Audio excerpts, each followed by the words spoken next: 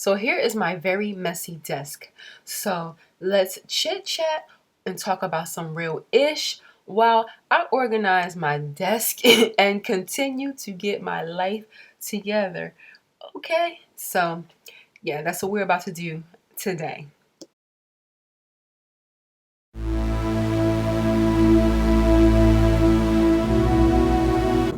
These are much bigger than these. Oh, look at the comparison. These are my old ones. These are my newer ones. Then I have this one right here. Put that in here. Should I put these in here?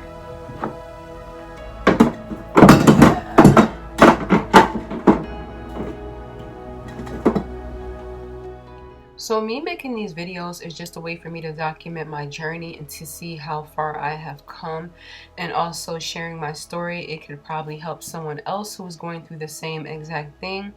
So if you've been following my videos, then you know that I went through a very bad bout of depression where I was just existing on earth, but mentally I was not here. And then one day I feel like I just got tired of being the way that I was, living the way that I was, feeling the way that I was. You know what? My soul was extremely tired. I was tired. I was worn out just from life alone. And then when I really sat down and thought about, like, why am I feeling this way? It really came from childhood traumas.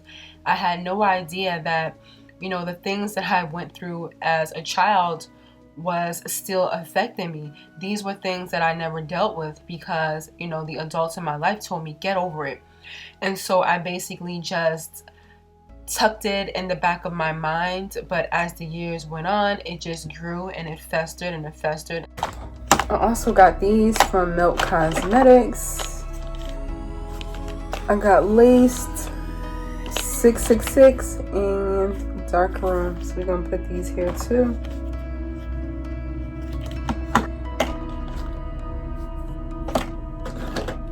I got a few Inglot lipsticks too. I got Bobbi Brown. Let's put Inglot here.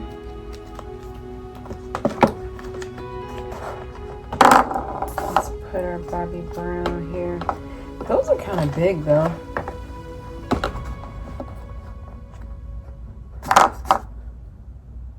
Oh, I got a Riri Woo. Hey, here go my Riri Woo box. This is like the best red shade for us melanated queens. Love it.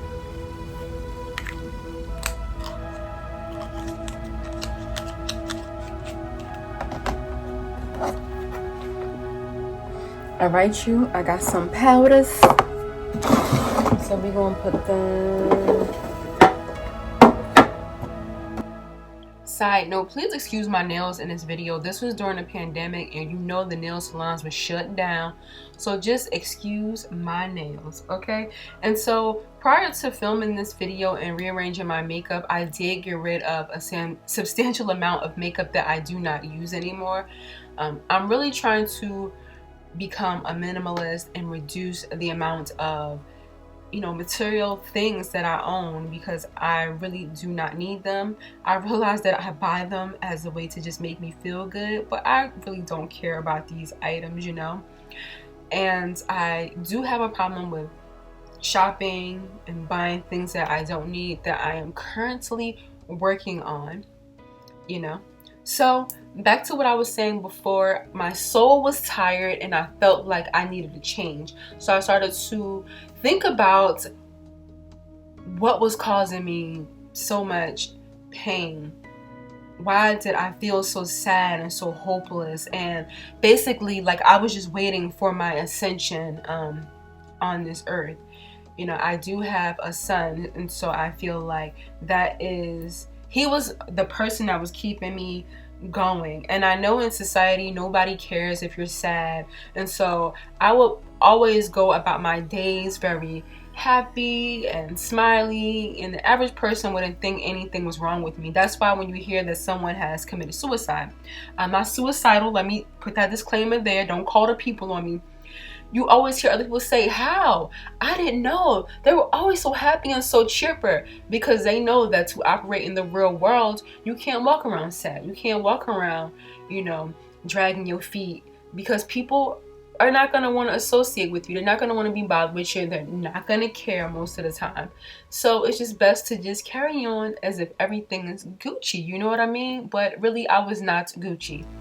So what I realized is that I was feeling the way that I was feeling because of a lack of love. Now, I grew up in a family system where I didn't hear too many nice things about myself spoken to myself from my caregivers. They weren't that nice to me. My household was pretty cold and calloused, And my mom fell victim to drugs when I was a small kid, and I went to live with my father's people, and they literally treated me like I was low-hanging fruit.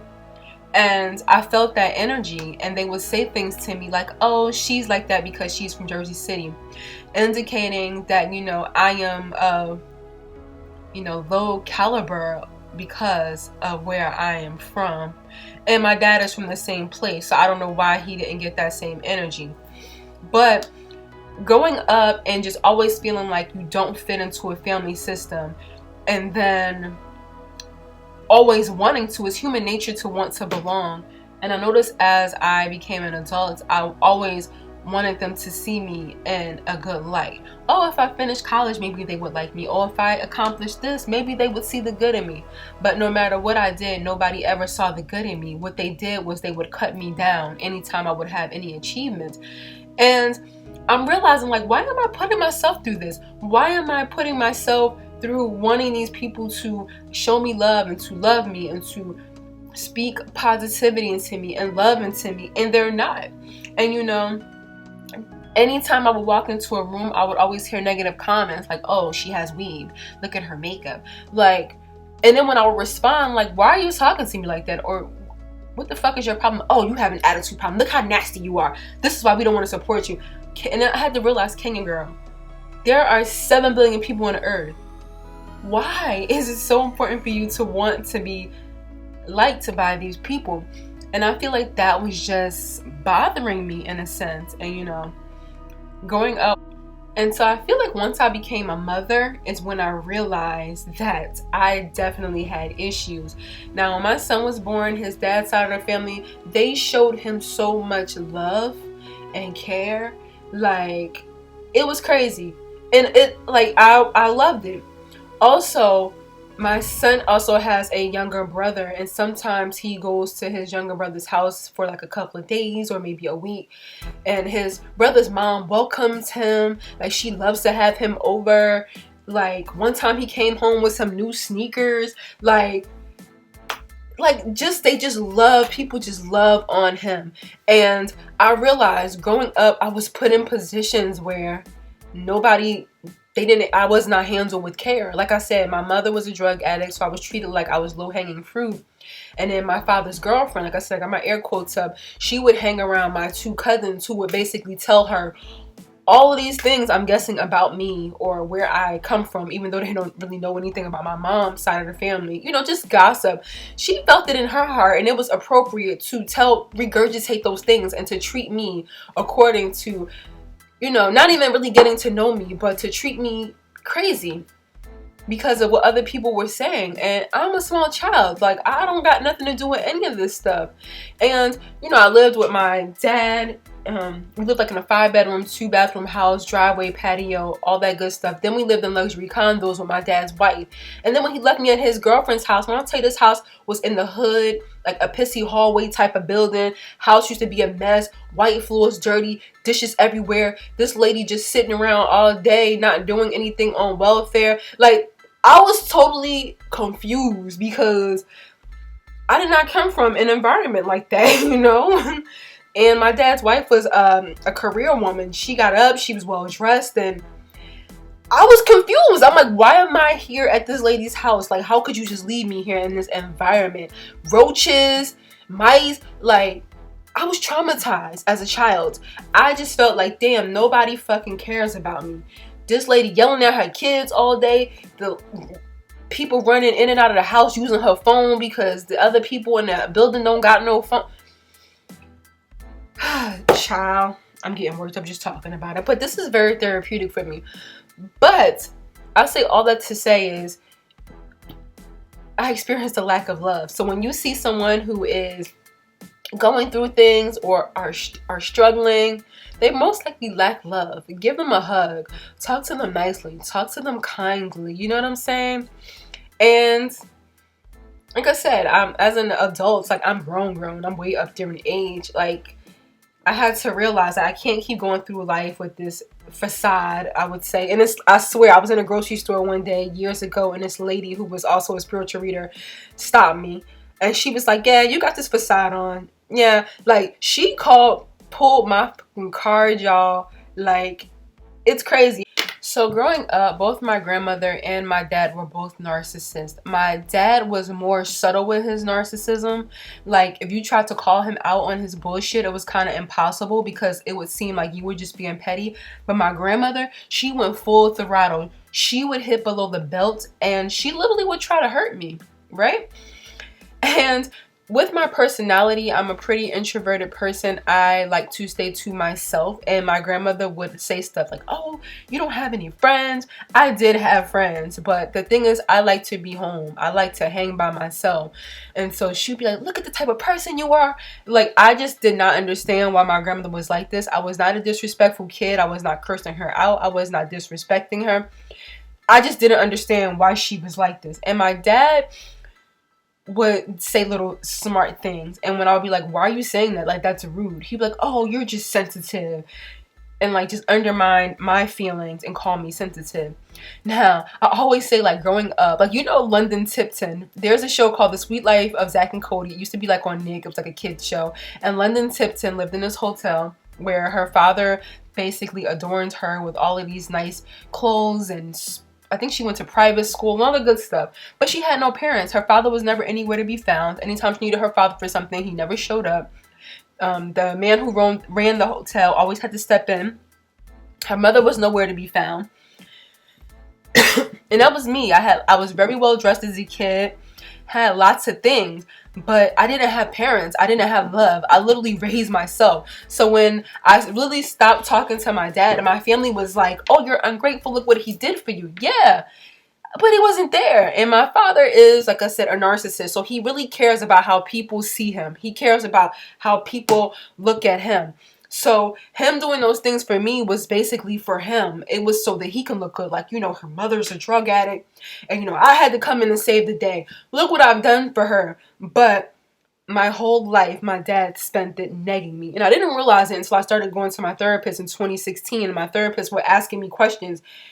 And when I got home, I would think about these questions. Like, my dad literally spent my whole life negging me. When I tell you, talking about my physical appearance, me being skinny, I was so skinny, my shoes would always look big. Like, talking about my hair, because obviously my dad is a single dad and he couldn't care for my hair correctly. So I had terrible hair. When I tell you the amount of negative things that my father puts in my head about my physical appearance was crazy. And when I was about 13, my dad took me and dropped me off at his girlfriend's house. I got my air quotes up as I say this. And they must have been having a whole conversation about my appearance and about me in general, because the minute my dad was like he's a narcissist, like I said, so he would discard this girlfriend anytime he felt like it. She would get mad with my dad. She would start taking it out on me, talking about I'm ugly on the inside out. Don't nobody in my family care about me. They don't want me. And she let it roll off her tongue so smoothly that my two cousins was talking shit about. I'm 13 years old. I don't have nothing to do with anything that's going on between you and my dad. He discarded you because he is on to the next victim, and you're taking it out on me. And I'm just saying, as a kid, like, why are you talking to me crazy? Like, I didn't do anything to you. And then when I would tell my dad, he would go, oh, she would never say something like this. Why would I lie? Why would I make up a whole lie about a person? And this is when I just didn't trust people. I didn't feel safe. I didn't feel like I had a safety net. My mom is over here running the streets on drugs, and my father's supposed to care for me, and he's leaving me in the care of people who are fucking abusing me. And then when I'm telling him so he can help me and save me from the situation, he tells me I'm lying. I am fucking lying. And I feel like that was like a cause of a lot of triggers in my adult life. Like when I meet people and they do certain things, it just triggers me. Even romantic relationships, which I don't have one, because it just seems like certain things that people do, it just triggers me. And I had to realize that stems from childhood. That stems from childhood. And it's like, Kenya girl, you have to heal, you have to fix that, you have to move on with your life. You cannot be stuck. You have to move on with your life, you know?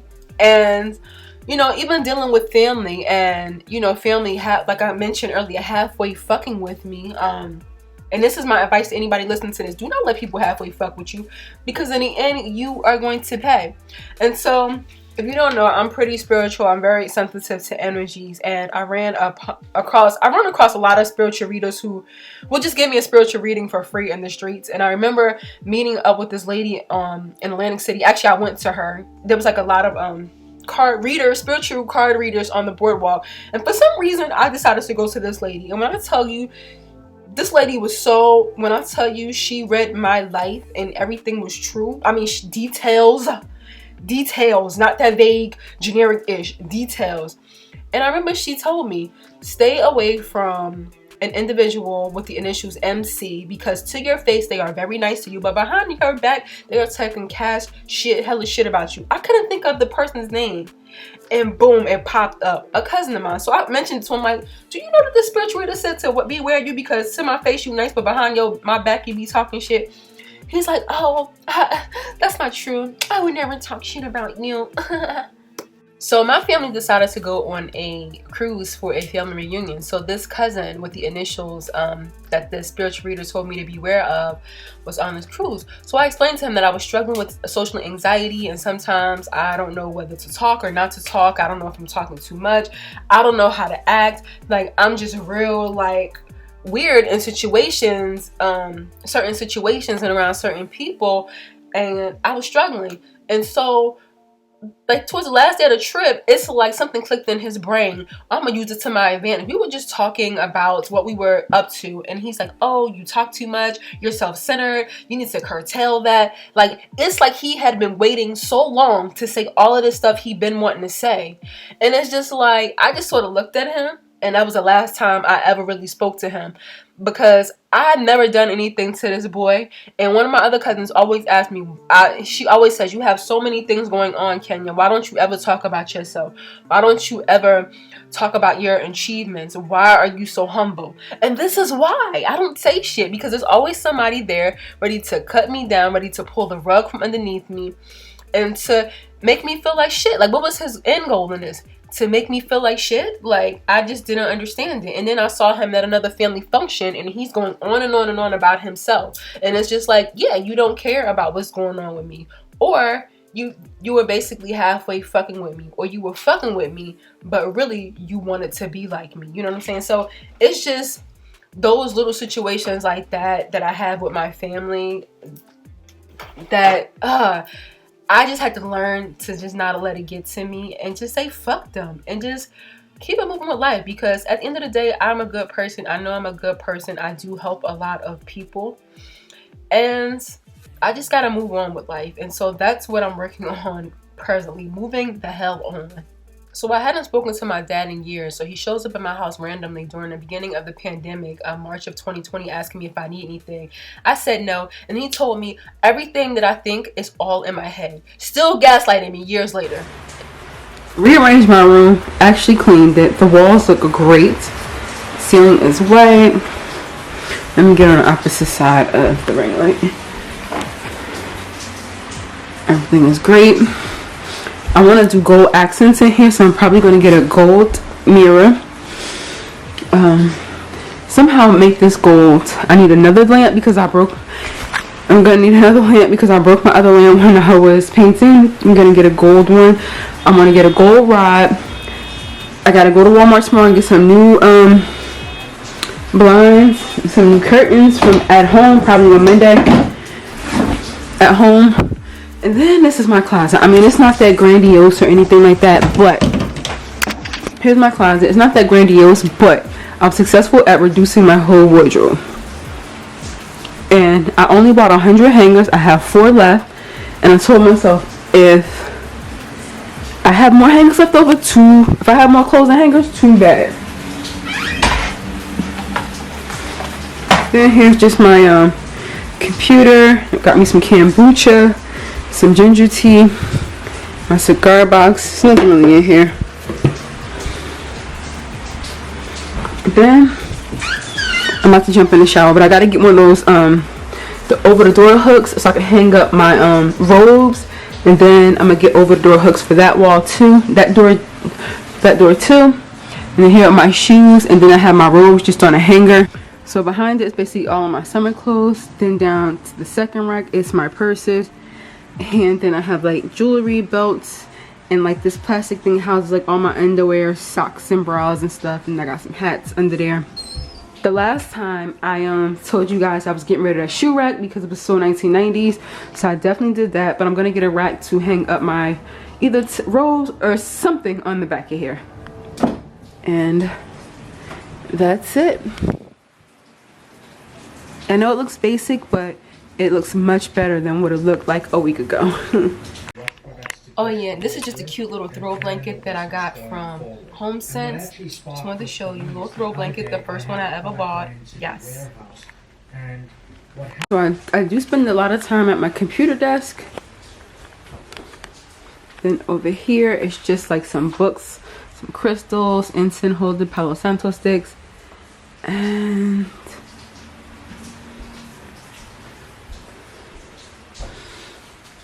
okay, my makeup table. Got some lights. I could like change the colors of them. Then I ended up using this acrylic container for my makeup brushes. And then yeah, that, you know. And then these are the ones I got from At Home. Makeup brushes are in here. I got these from the Container Store actually. And I may end up getting rid of this because it's just too much stuff over here, and the whole goal is to reduce everything. So today is November 18, 2020. I'm still on my journey of minimalism, and I feel like I'm constantly going through my wardrobe, going through the stuff that I have. Like I'm keeping up with it and getting rid of it. And so this is just some things that have come from my bedroom and some from my son's. And he's also going through his socks right now to get rid of some socks because his drawer is just busting out the seams and overflowing. And so every month I'm going to make it my business to just go through what I have and what I don't have. I still have a couple of shirts in my closet to get rid of and donate it. And that is all.